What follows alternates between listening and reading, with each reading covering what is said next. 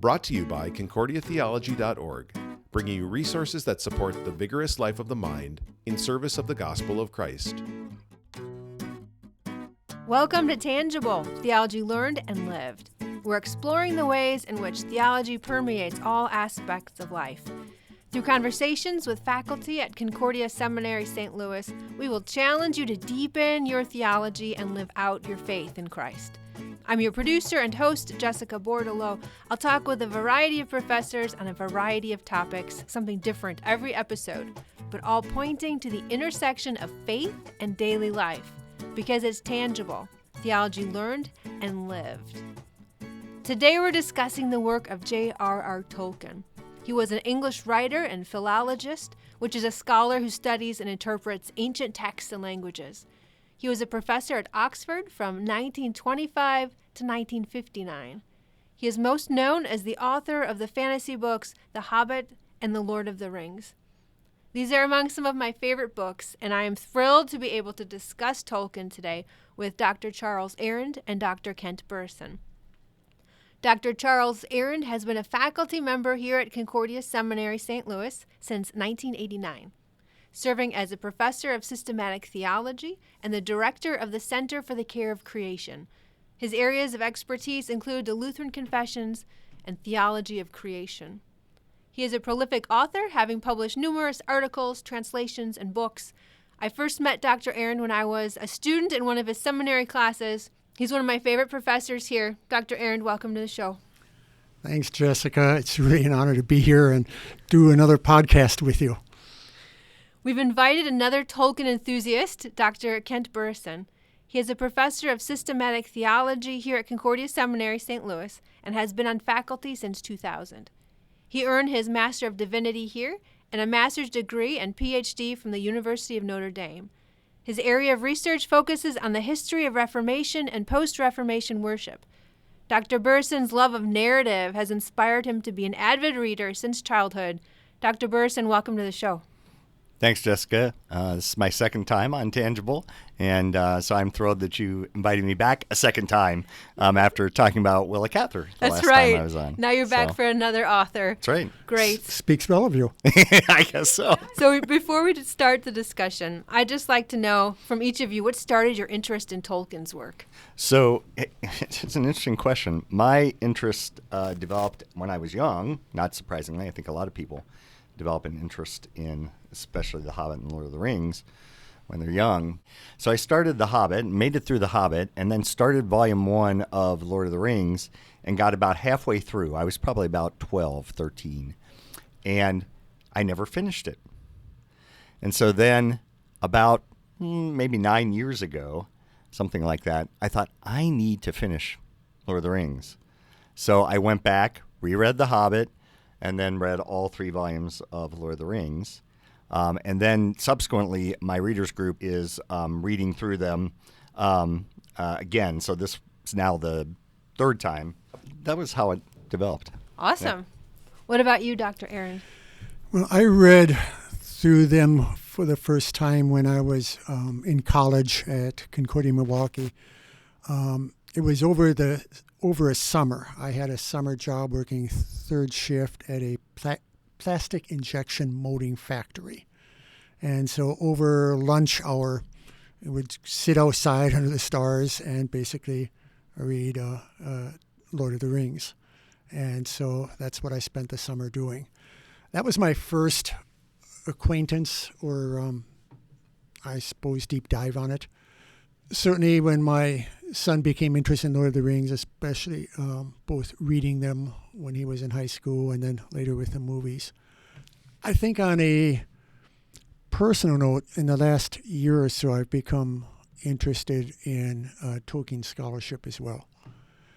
And there are a couple of things that play into it. One is Tolkien wrote The Lord of the Rings as part of a larger endeavor to create sort of a mythology. And I'm always intrigued by mythologies because they deal with big picture kinds of questions and answers. In other words, they deal with origin of the world, different characters in the world, our relationship to the transcendent, the divine. And you can think of the Greek myths, the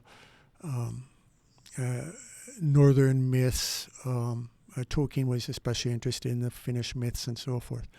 But there's something about big picture and understanding ourselves within that larger picture.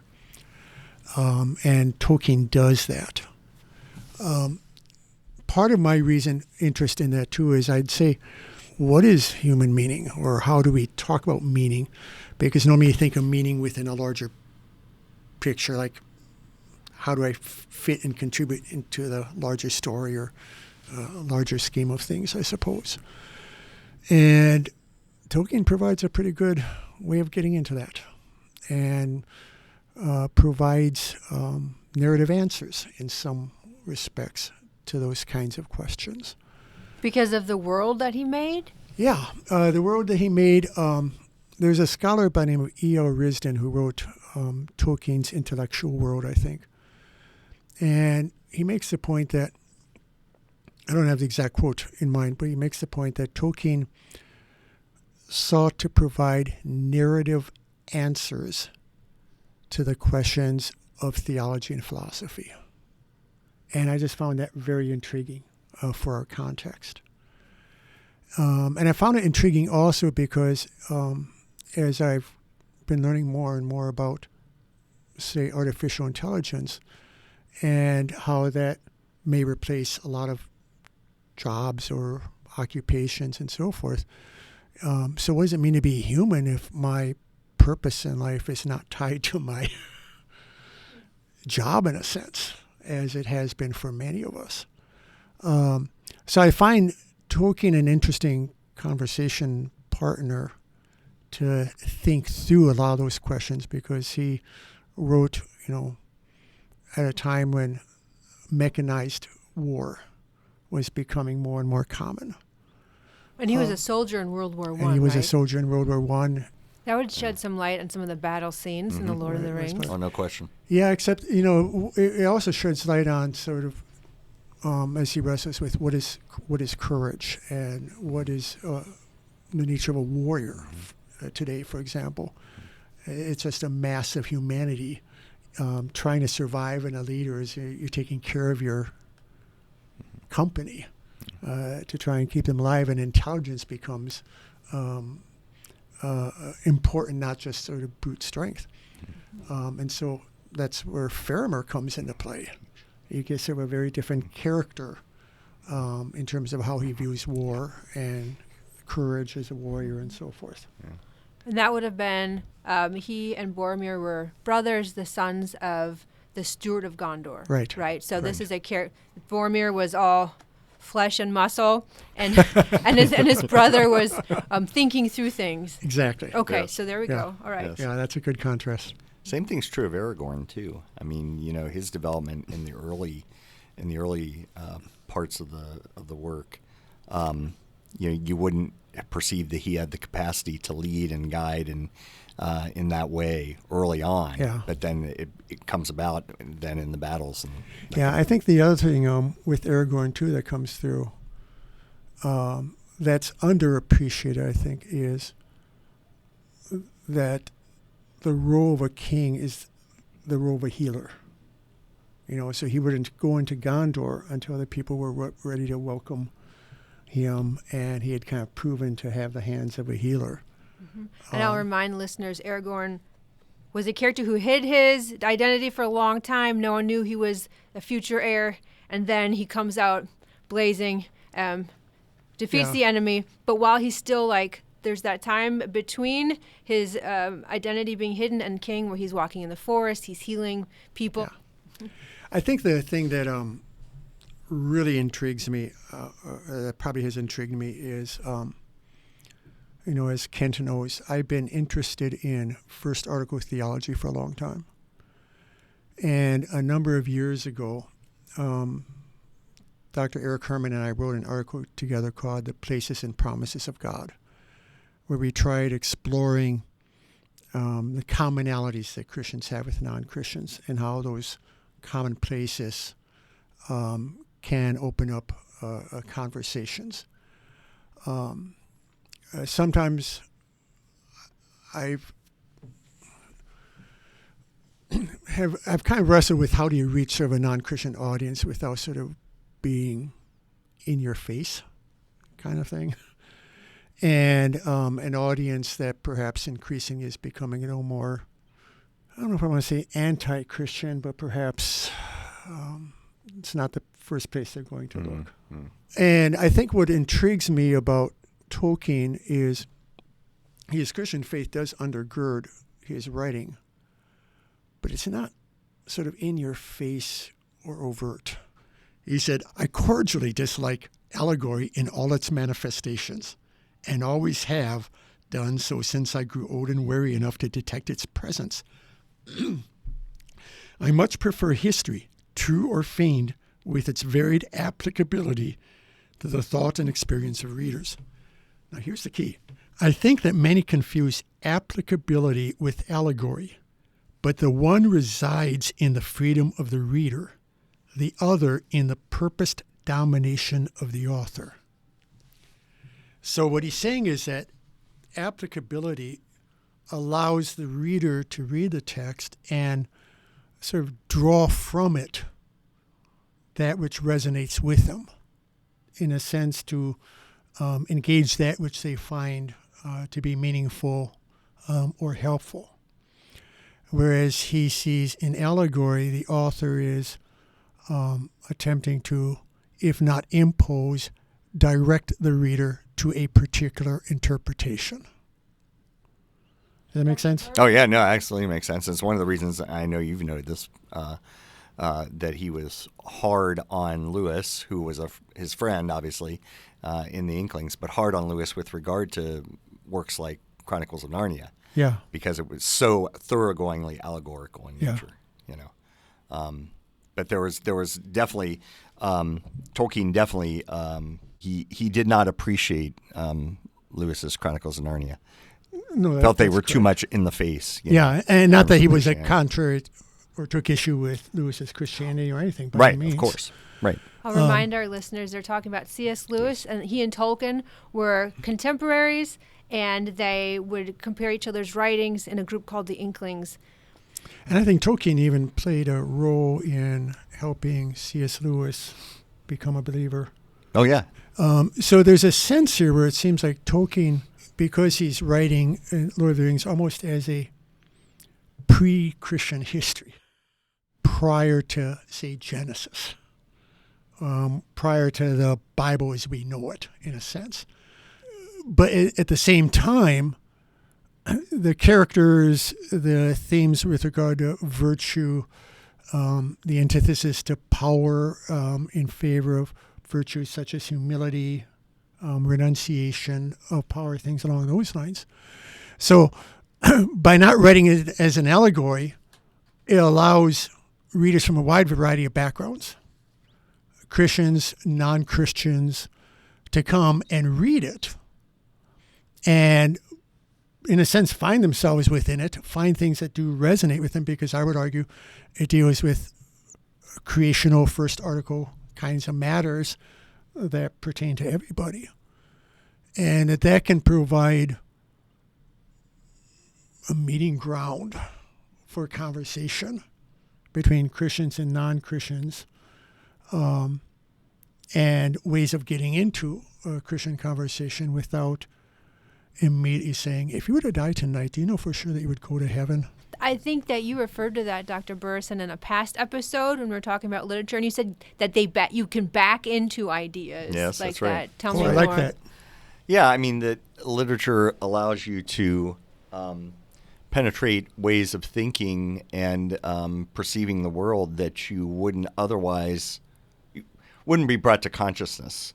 So you sort of back into these kinds of things and dealing with these kinds of things. And fantasy literature is really does a good job of allowing that opportunity, for people to think about things that they might otherwise not have given any thought to. So. In fantasy literature, and to some extent science fiction literature, also deals oftentimes with questions of transcendence, questions of meaning and purpose, questions of God that normal novels may or may not deal with. That's right. And it's That's a right. safe way for people to think about those ideas because they're not committing to anything. That's correct. That's a good point. They're not making any stance. Good Right. point. Taking any stance. I can interact with Right. it and still be safe, and I'm Yep. not believing anything. that's correct. But Correct. that makes sense. That's correct. Yeah. So, what kinds of spiritual truths did Tolkien explore in his works? Well, there are a number of sort of theological themes that one could draw. His creation account, for example. Eru Iluvatar, who is the sort of a monotheistic God, creates the world first by creating the powers. You might call them angelic beings. He gives them a musical theme to sing.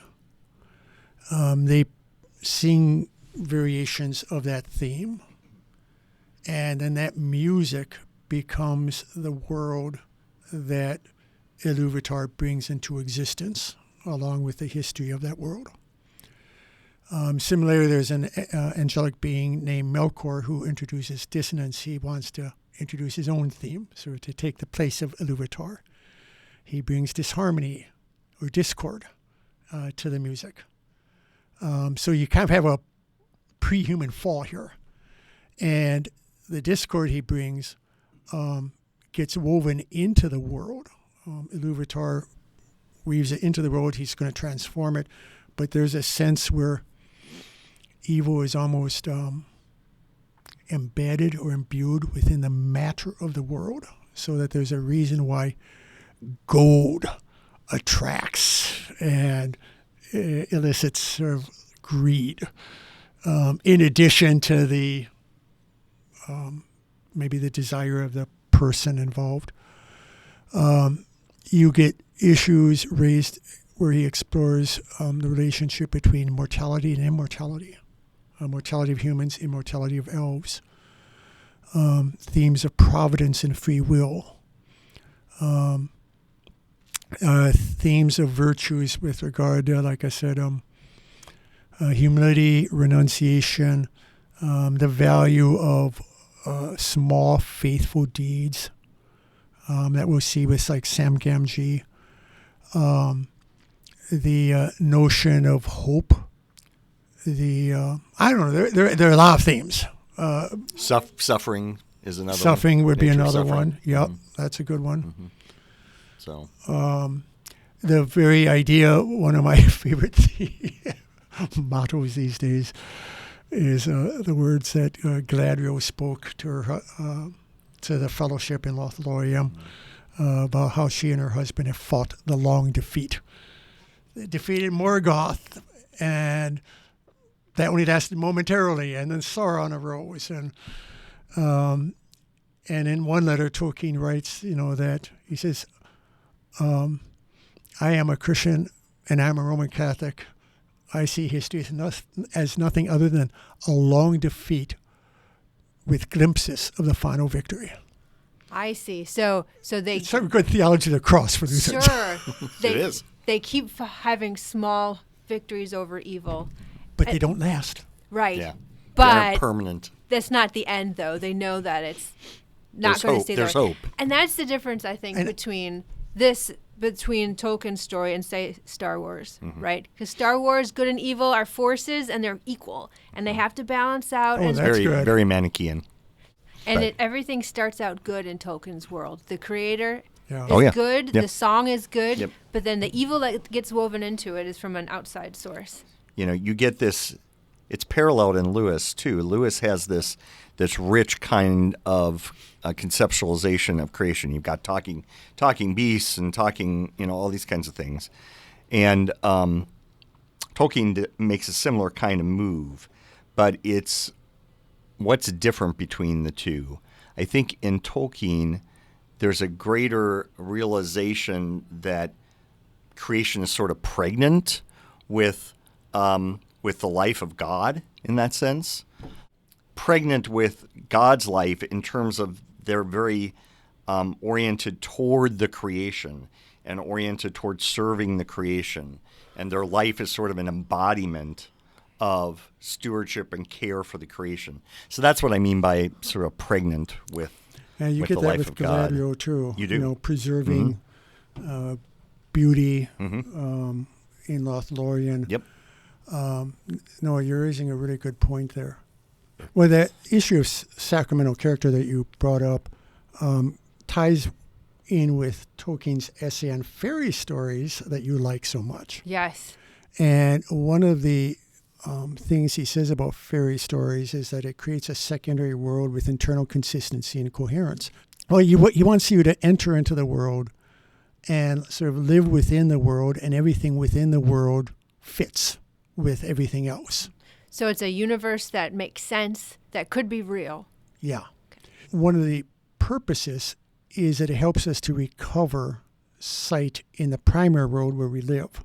So, for example, your illustration with the ants, you come to see them as living, breathing creatures, that when you then come back into the primary world, you view trees and creatures differently. You might see with fresh eyes as creatures, and I think that applies to any number of the other themes that we've touched on. Yeah. No, that's absolutely correct. You perceive the world in a new way. Yeah. It helps you to perceive it as gift of God, as expression of God's life and care, preservation, providence. Providence takes place in his world over long periods of time. There's not a sense like, well, God's got to do this like right now. Yeah, the whole Lord of the Rings was just the Middle Earth. There's ages before that. Yeah. And just one part of Middle Earth, too. Yeah. Right. So in terms of Ilúvatar dealing with the question of evil, it's not limited just like that, maybe with the defeat of Morgoth, or even with Sauron. There is a sense that it's a long run. In the end, with the final battle or something like that. The villain always escapes. The big battle happens, everything looks good, but then Sauron gets away. So there's this long defeat. So that's sort of given me a helpful perspective on thinking about something as simple, well, not simple, but, I've kind of wrestled with, I come to my colleagues and say, okay, so what do you do with this? It's been 2,000 years since Christ ascended. New Testament said he's coming back soon. Yep.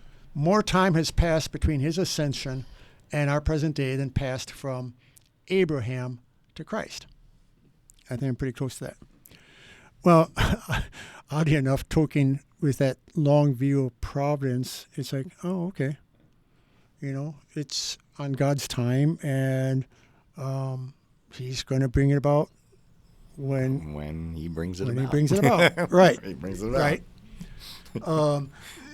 So there's just some interesting things in there that, again, kind of goes to the reader like, oh, this connects with me. Yeah.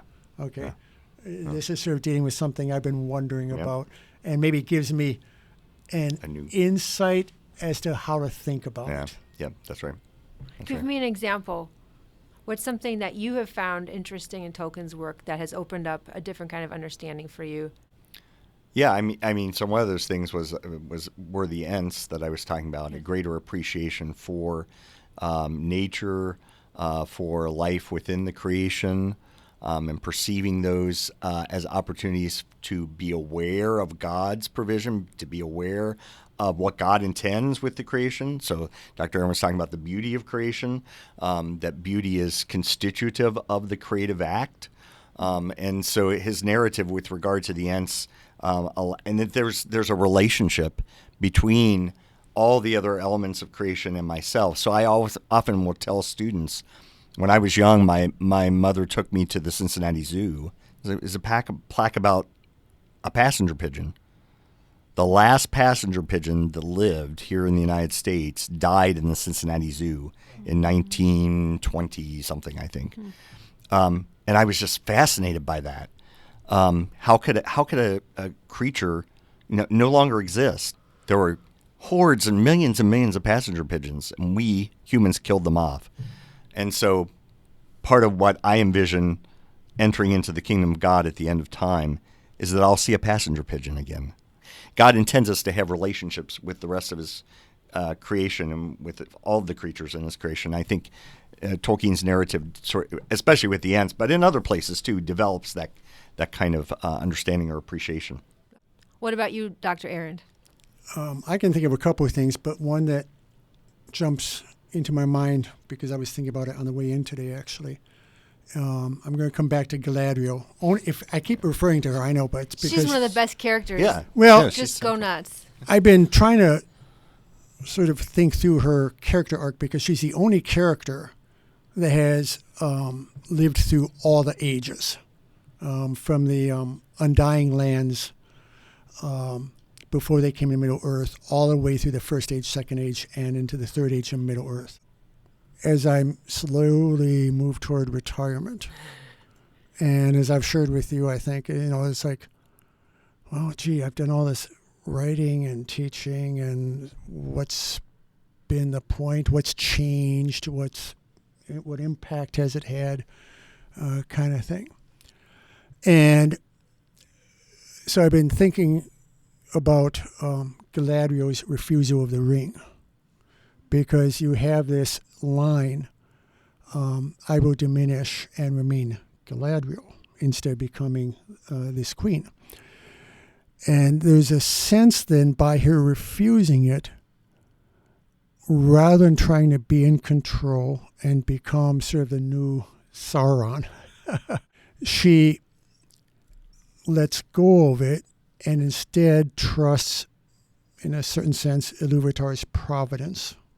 And for me, there's a sort of like, okay, it's okay if I never became the best Lutheran theologian in North America. Yeah, his office is down the hall. Sorry. Just because they're referring to Dr. Cole. Yeah, I would have to concede that. Or it's okay if, I perceive that didn't have all, that much impact or things like that. It's okay to simply accept who I am and accept that it's drawing to that time where you have to sort of relinquish the future of the church or theology to those who are coming up behind you, instead of sort of hanging on. Does that make sense? Oh, yeah, it totally makes sense. And so her character arc that's sort of the culmination in some ways of her character arc, of letting go of that ambition, letting go of that desire for power, control, particularly in her case, to rule a realm of her own. Because, like I say, she was one of the most gifted and powerful of all the elves, and kind of had that ambition. And so instead, it's like, no, it's the age of elves is coming to a close. It's time for me to sort of let go. Humans. Yeah. So I don't know. I'm finding some things there that I think are helpful to think about. Maybe is a way of putting it.